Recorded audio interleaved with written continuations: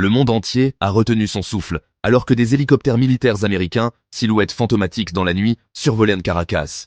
Les lumières de la ville, habituellement animées, semblaient suspendues dans l'attente, tandis que la rumeur d'une opération d'envergure se propageait à travers les rues et sur les réseaux sociaux. Jamais la capitale vénézuélienne n'avait été le théâtre d'un tel déploiement de puissances étrangères, et chaque habitant, chaque spectateur à travers le globe, comprenait que l'histoire était en train de s'écrire sous leurs yeux. En quelques minutes à peine, des forces spéciales américaines prenaient d'assaut le palais présidentiel, capturant le président Nicolás Maduro dans une scène digne d'un blockbuster hollywoodien. Les images, relayées en direct, montraient une précision et une coordination impressionnantes, comme si tout avait été minutieusement chorégraphié pour le regard du monde. L'opération, baptisée Caraïbes Liberté, s'est déroulée avec une fluidité presque irréelle. Aucun coup de feu, aucune résistance apparente, seulement une extraction rapide et silencieuse. Les soldats avançaient avec une assurance déconcertante, comme s'ils connaissaient déjà chaque recoin du bâtiment, chaque mouvement à effectuer. Pour beaucoup, cela ressemblait moins à une mission de guerre qu'à une démonstration de force parfaitement maîtrisée. Ce fut moins une bataille qu'une performance soigneusement orchestrée. Une grande pièce de théâtre politique, conçue pour projeter une image de dominance sans effort. Les caméras étaient là, les projecteurs braqués sur les uniformes impeccables, et chaque geste semblait calculé pour impressionner autant que pour intimider. Le message était clair. La puissance américaine pouvait s'imposer sans même avoir à combattre. Mais derrière cette mise en scène spectaculaire, la véritable histoire se jouait dans l'ombre. Il ne s'agissait ni de libération, ni de démocratie, mais d'un accord secret, négocié bien avant que le premier rotor ne se mette à tourner. Des mains se serraient dans des salles obscures. Des documents confidentiels circulaient, et le sort du Venezuela se décidait loin des regards. La déclaration du président Trump, affirmant que les États-Unis dirigeraient le Venezuela sans aucun coup, a levé le voile sur la véritable nature de l'opération. Ce n'était pas une conquête militaire, mais une prise de contrôle corporative, un jeu d'influence où les intérêts économiques primaient sur toute autre considération. Les discours officiels masquaient à peine la réalité. Il s'agissait avant tout de ressources, de pouvoir et de contrôle. Le spectacle de la capture de Maduro n'était qu'une diversion, un écran de fumée destiné à détourner l'attention de la véritable récompense. Le contrôle des immenses réserves de pétrole du Venezuela. Ces champs pétrolifères, convoités depuis des décennies, représentèrent le véritable enjeu de cette intervention. Pour les grandes puissances, le pétrole vénézuélien était la clé d'un nouvel équilibre mondial. Ce qui ressemblait à un raid audacieux était, en réalité, une passation de pouvoir méticuleusement orchestrée. Tout avait été planifié pour offrir une couverture politique à une violation flagrante de la souveraineté nationale, tout en rassurant les marchés et les alliés. Les images de convois militaires et de poignées de main solennelles masquaient la réalité d'un pays livré à des intérêts extérieurs. Le spectacle de Caracas n'était que le premier acte d'un drame géopolitique bien plus vaste, dont les répercussions allaient se faire sentir bien au-delà des frontières du Venezuela. Ce coup d'éclat annonçait une nouvelle ère de rivalité et de manipulation, où chaque intervention cachait des enjeux plus profonds, et où le sort des nations se décidait dans les coulisses du pouvoir mondial. Le détail le plus révélateur fut le silence de l'armée vénézuélienne.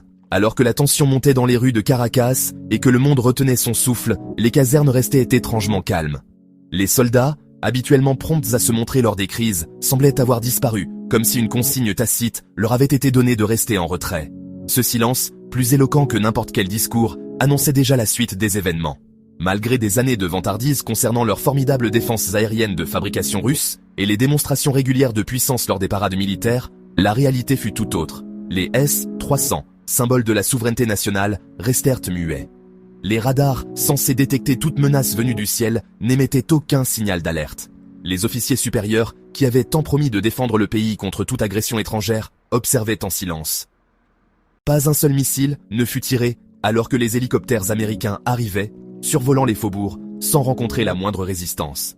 Les batteries de défense, pourtant en état de marche, restèrent inactives. Ce fut un spectacle presque irréel. Une armée entière, réputée pour sa discipline et sa force, choisissant l'immobilité face à l'intrusion étrangère.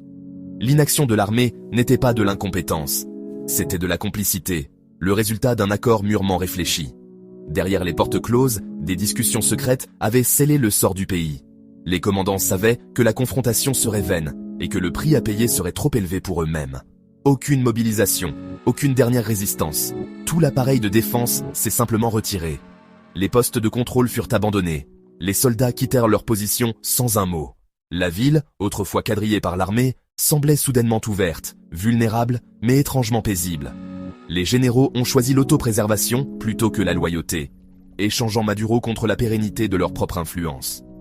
Pour eux, il ne s'agissait plus de défendre un homme, mais de sauver leur avenir, leurs privilèges, et peut-être même leur liberté.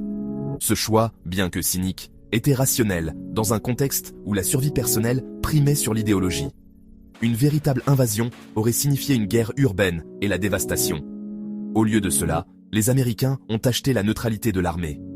Les habitants, eux, continuaient leur vie, conscients que quelque chose d'inhabituel se tramait, mais soulagés d'éviter le chaos d'un affrontement direct. Le terrain a été préparé par une diplomatie discrète, et non par la puissance militaire. Des négociations patientes, des promesses et des garanties ont remplacé les menaces et les ultimatums. Les diplomates, dans l'ombre, ont tissé les fils d'un accord fragile mais décisif. Les États-Unis ont offert aux généraux un choix, la destruction ou la coopération. Leur décision était inévitable. Face à la perspective d'une guerre perdue d'avance, ils ont opté pour la voie la moins douloureuse, celle qui leur permettait de conserver une part de pouvoir. L'armée n'a pas manqué de défendre Maduro. Elle a choisi de ne pas le faire. Ce fut une reddition sans combat, une capitulation silencieuse, mais aussi un choix stratégique, dicté par la raison et la survie.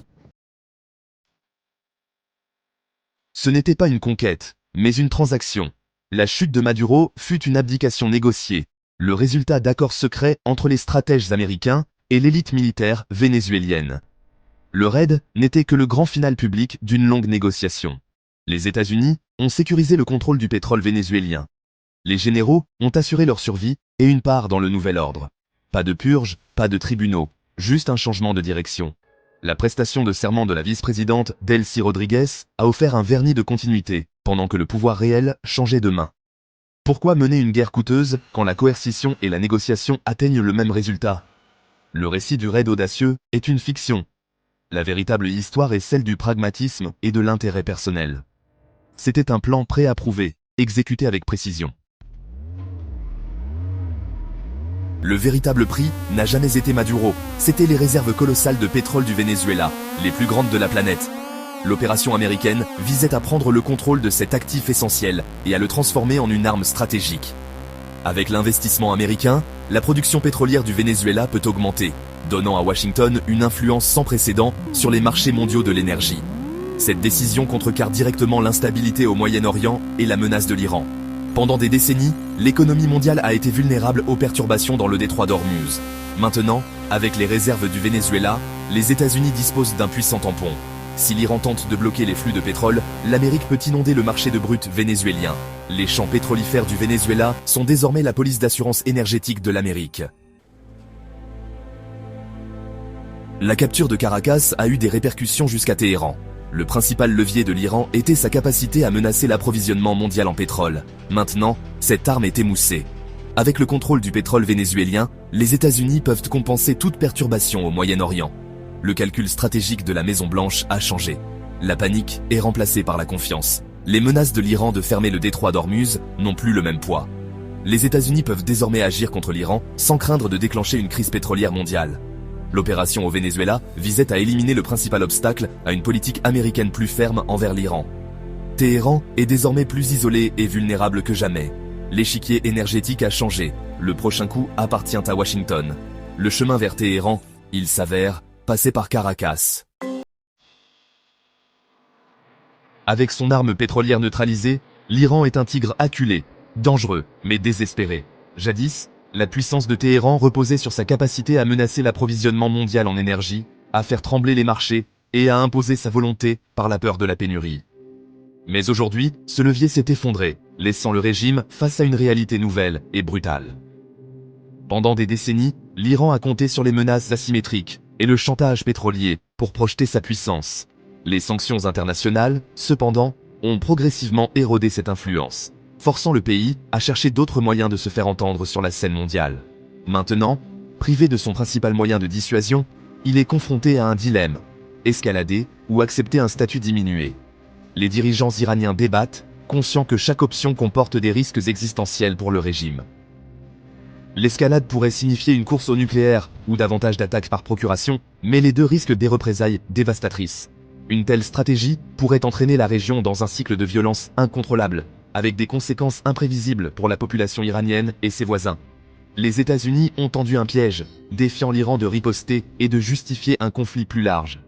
Washington surveille chaque geste, prêt à exploiter la moindre provocation pour renforcer la pression ou même intervenir militairement. Si l'Iran ne fait rien, il devient de plus en plus vulnérable à la pression américaine. L'économie s'effondre, la monnaie chute et la population souffre, alimentant la colère et l'incertitude à l'intérieur du pays. S'il escalade, il risque une guerre catastrophique.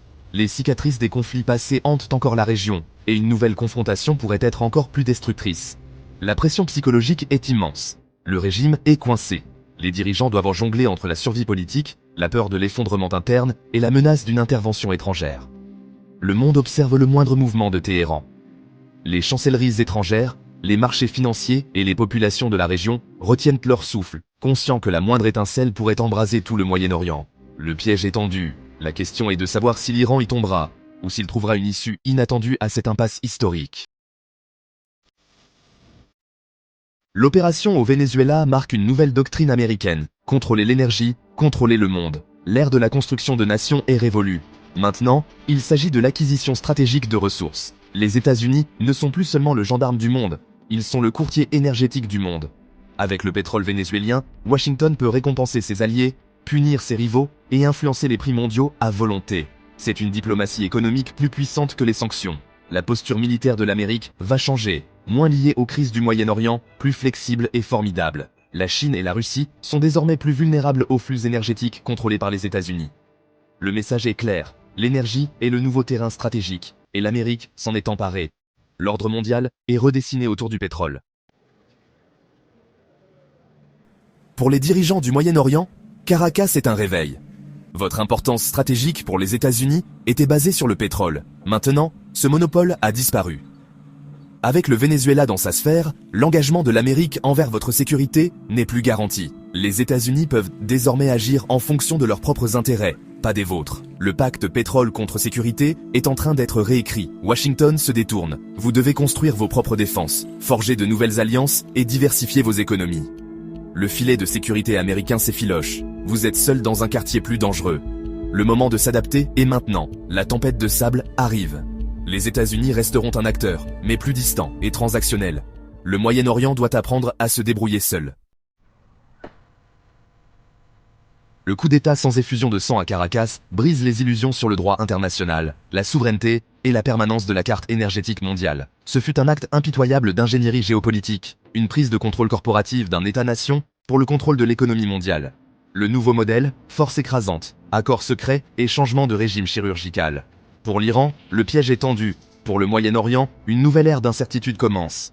Le monde se souvient que le pouvoir, et non les principes, façonne l'histoire. L'échiquier a été bouleversé. Les pièces sont toujours en mouvement. La leçon, voir le monde tel qu'il est, guidé par les intérêts, les ressources et le pouvoir. L'opération de Caracas est un signe avant-coureur d'une ère plus dure et plus compétitive.